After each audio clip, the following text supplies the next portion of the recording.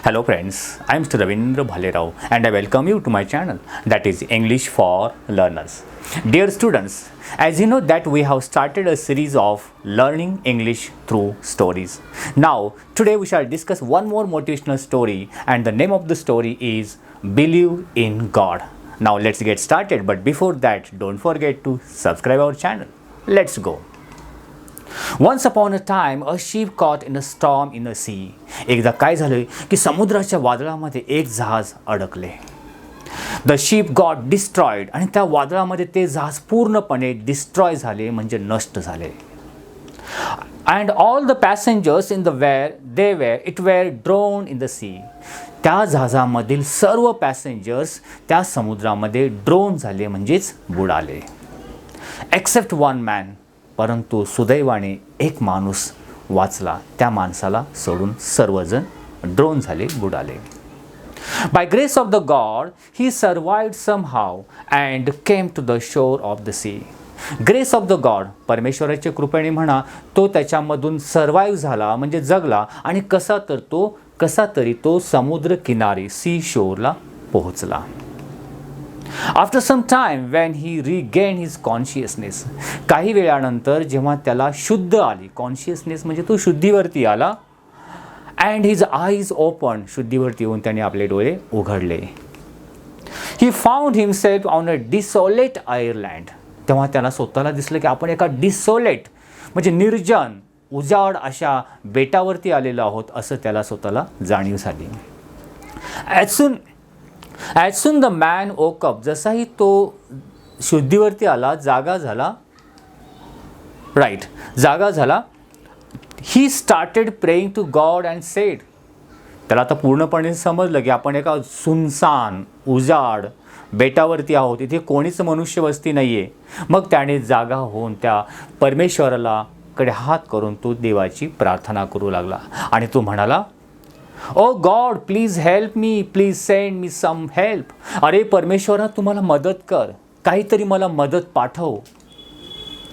Day past, तो दिवस असाच गेला, त्याला कसल्याही प्रकारची मदत मिळाली नाही. But no help came for him, त्या दिवशी त्याला कोणत्याही प्रकारची मदत किंवा हेल्प मिळाली नाही. ही spent his night sleeping on the beach, त्याने ती रात्र त्या बीच म्हणजे समुद्र किनारीच व्यतीत घालवली. Next day when he woke up, दुसऱ्या दिवशी जेव्हा तो झोपेतून जागा झाला, ही अगेन प्रे टू गॉड, परत त्याने देवाला प्रार्थना केली आणि काय बोलतो, बट नो हेल्प केम, तरीसुद्धा देवाकडून म्हणजे त्याला कोणत्या प्रकारची हेल्प मिळाली नाही. A few days pass like this, अशा प्रकारे काही दिवस असेच गेले, कोणत्याही प्रकारची हेल्प त्याला मिळत नव्हती. मग त्यानंतर काय झालं, by now he had totally given up, आता मात्र त्याने पूर्णपणे गिवअप केलं म्हणजे अशा अपेक्षा सोडून दिली, सरेंडर झाला की आता आपल्याला कोणीही वाचवू शकत नाही. Taking the life of desolate island as his fate, त्याला पूर्ण जाणीव झाली, त्याने असं समजलं की या डिसोलेट आयलँडवरती, या निर्जन बेटावरती जगणं हाच आपला आता नशीब आहे, हेच आपलं नशिबामध्ये आहे असं त्याला खात्री झाली. Man started to collect some wood and grass, एक दिवस त्याने मग तिथे आजूबाजूला पडलेले वूड, लाकडं आणि ग्रास, गवत थोडं जमा करायला सुरुवात केली.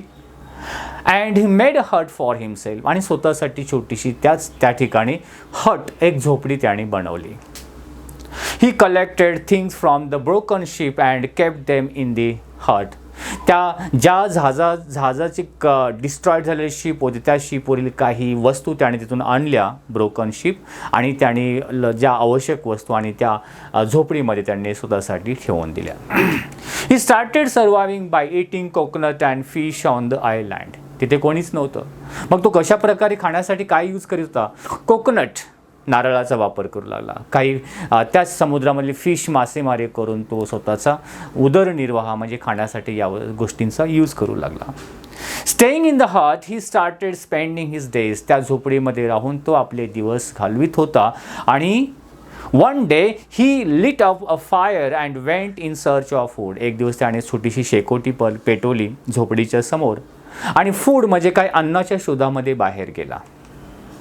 वेन ही रिटर्न, परंतु जेव्हा तो परत आला घराकडे, he saw that his hut was on fire. त्याने बघितलं की आपली ती छोटीशी झोपडी, त्या झोपडीला ऑन फायर, आग लागलेली होती. He was very sad due to the destruction of his only shelter. एकमेव ती झोपडी, त्याचा तो निवारा होता, शेल्टर होता, तो सुद्धा आगीमध्ये पूर्णपणे जळून खाक होत होती. हे पाहिल्यानंतर त्याला खूप दुःख झालं. इन अँगर he raise his head toward the sky and started complaining. रागाच्या भरामध्ये त्याने आकाशाकडे बघितलं आणि देवाच्या दिशेने हात करून तो त्या देवाला कंप्लेन करू लागला, तक्रार करू लागला. अरे देवा, हे काय करतोयस माझ्यासाठी. अँड ही सेड, आणि तो म्हणाला देवाकडे बघून, काय बोलतो, oh God, I told you to send me some help. मी तर तुला काही मदत पाठवण्यासाठी विचारणा केली होती, आणि but you didn't listen to my pray. पण तू माझी प्रार्थना ऐकली नाहीस. I had built a hut here to live and you burnt that too. मी ते राहण्यासाठी ती छोटीशी झोपडी बनवली होती आणि ती सुद्धा तू जाळून टाकलीस, त्याला आग लावलीस. You are very cruel. देवा, तू खूप क्रूर आहेस, तू खूप दुष्ट आहेस, असं तो त्या देवाला कंप्लेंट करू लागला.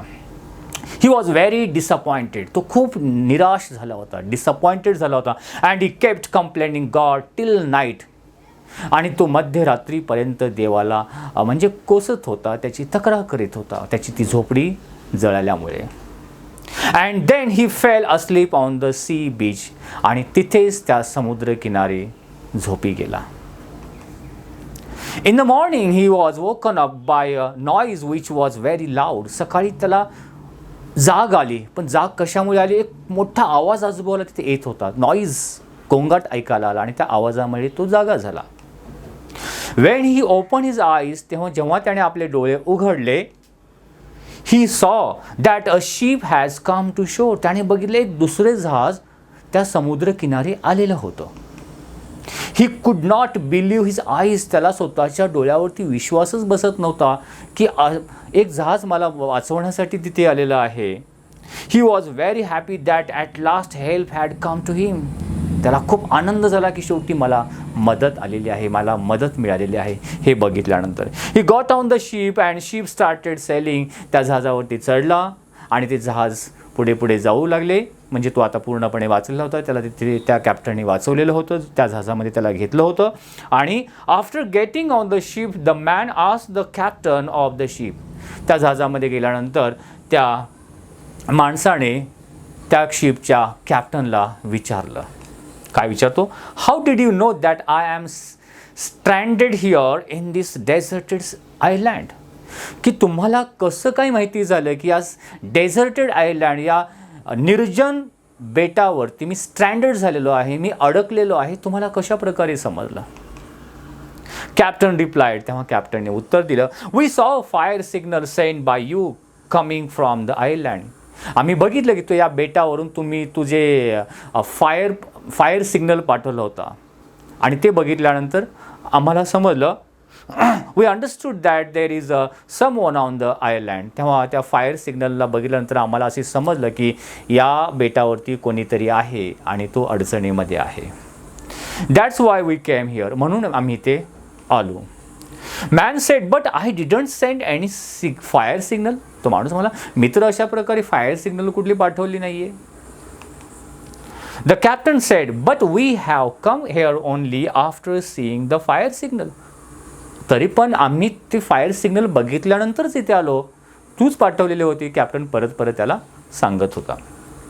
जस्ट देन, तेव्हा त्याच्या थोडंसं लक्षात आलं त्या माणसाच्या, काय, man remembered his burning hut. तेव्हा त्याला आठवलं, अरे माझ्या झोपडीला आग लागलेली होती, बर्निंग हट, ती झोपडी. He understood that the fire signal which the captain was talking about was his burning hut. तेव्हा समजलं की ज्या कॅप्टन ज्या फायर सिग्नलबद्दल बोलत होता, ती फायर सिग्नल दुसरी कोणती नसून ती बर्निंग हट होती, जळालेली झोपडी होती. ती जळालेली झोपडीची ती फायर सिग्नल बघून कॅप्टन तिथे आलेला होता. He understood that it was God's plan. तेव्हा त्याला समजलं, अरे हा, ही परमेश्वराचाच प्लॅन आहे. मग कशासाठी? To get him out of the deserted island by putting his hut on fire. परमेश्वराने काय प्लॅन केलेला असावा की माझ्या झोपडीला आग लावली कारण या डेझर्टेड आयलँडवरून माझी सुटका करण्यासाठी त्याचा प्लॅन होता, म्हणूनच त्याने माझी झोपडीला आग लागली किंवा फायर तिथे आला असं त्याने समजलं त्याला. He understood that God's plan is bigger than his plan for himself. त्याला समजलं की मी इथून सुटकेसाठी जे काही प्लॅन केले त्याच्याहीपेक्षा God's plan is bigger. ते जास्त बिगर आहेत, मोठे आहेत. And he started thanking God. आणि त्यामुळे तो परमेश्वराचा आभार मानू लागला. If we see in our lives, we will find that आपण देखील अशा प्रकारे जेव्हा आपल्या आयुष्यामध्ये आपण डोकावून बघतो तेव्हा आपल्याला असं दिसून येतं काय, we do a lot of planning in our life. आपण सुद्धा आपल्या लाईफमध्ये वेगवेगळ्या प्रकारचे प्लॅनिंग करीत असतो. But what we want does not happen. परंतु ज्या गोष्टीसाठी आपण प्लॅन केलेलं असतो ते होत नाही, ते घडत नाही, आपल्या इच्छेनुसार कोणती गोष्ट घडत नाही आहे. And what happens is not of our choice.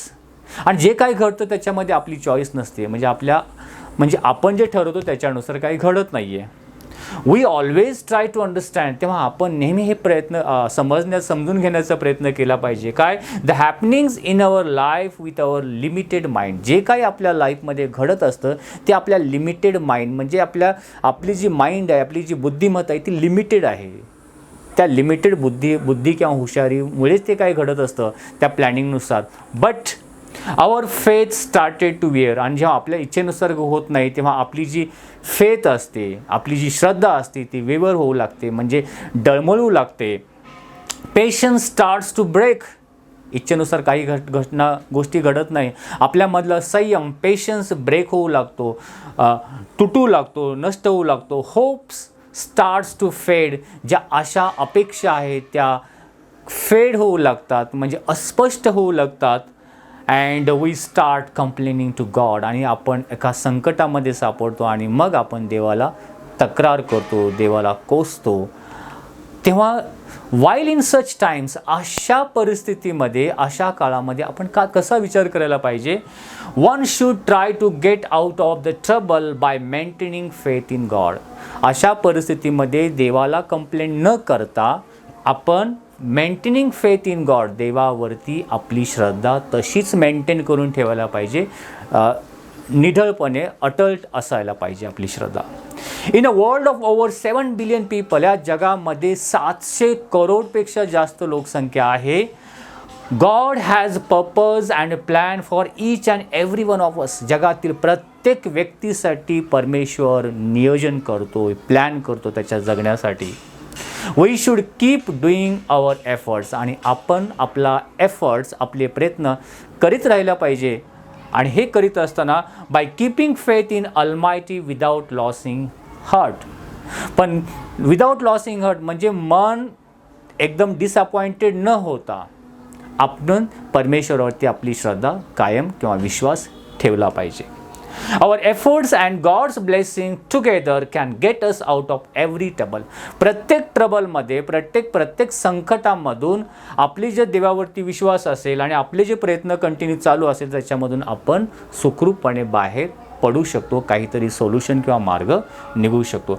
Therefore, म्हणूनच whenever in your life you feel like, जेव्हा कधी तुमच्या लाईफमध्ये असं तुम्हाला वाटतं युअर प्लॅन इज फेलिंग, तुमचे प्लॅन फेल होत आहेत, everything is happening against your wish, सर्व काही तुमच्या इच्छेच्या विरुद्ध घडत आहे असं जेव्हा तुम्हाला जाणवू लागतं, ऑलवेज रिमेंबर दॅट, तेव्हा नेहमी एक गोष्ट लक्षात ठेवा आणि ती म्हणजे perhaps God has some other plan for you. कदाचित परमेश्वराची तुमच्यासाठी काहीतरी वेगळा प्लॅन आहे म्हणून ह्या सर्व गोष्टी घडत आहेत.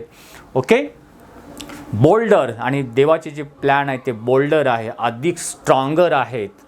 अँड बेटर दॅन, आणि अधिक बेटर आहेत, अधिक चांगले आहे. बेटर दॅन युअर प्लॅन, तुमच्या नियोजनापेक्षा परमेश्वराचे प्लॅन अधिक बेटर आहेत फॉर युअर सेल्फ, आणि हे सर्व तुमच्यासाठी असते. तर विद्यार्थी मित्रांनो, इथे आपली ही स्टोरी एंड होते. आय होप तुम्हाला ही स्टोरी निश्चितपणे आवडली असेल. आवडलं असेल तर लाईक आणि शेअर करायला विसरू नका. अशाच प्रकारची एक मोटिवेशनल स्टोरी घेऊन आपण नेक्स्ट व्हिडिओमध्ये येणार आहोत. तोपर्यंत wish you good day, take care, thank you very much.